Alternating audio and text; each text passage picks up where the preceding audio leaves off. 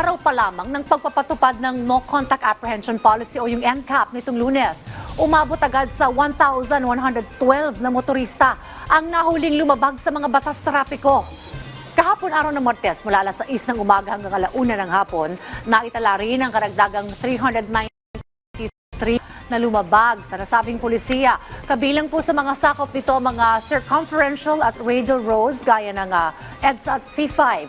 Ayon po sa MMDA, sakaling may naitalang paglabag, makatatanggap ang motorista ng notice of violation sa pamagitan ng PhilPost. Maaari namang iapela ang mga violation sa pamagitan po ng online filing platform ng MMDA Traffic Adjudication Division o direktang magtungo sa kanilang tanggapan sa Lungsod Pasig. Kung hindi nabayaran ng multa, ilalagay ang plaka ng sasakyan sa alarm list ng Land Transportation Office. Kaya sinikap ng maraming motorista na tumugon sa polisiya. Sinisikap ko po kasi mahirap magkaroon ng violation. Ang hirap magbiyahe sa movie. Tapos yung kikitain mo, babayad ng itutubos lang sa violation.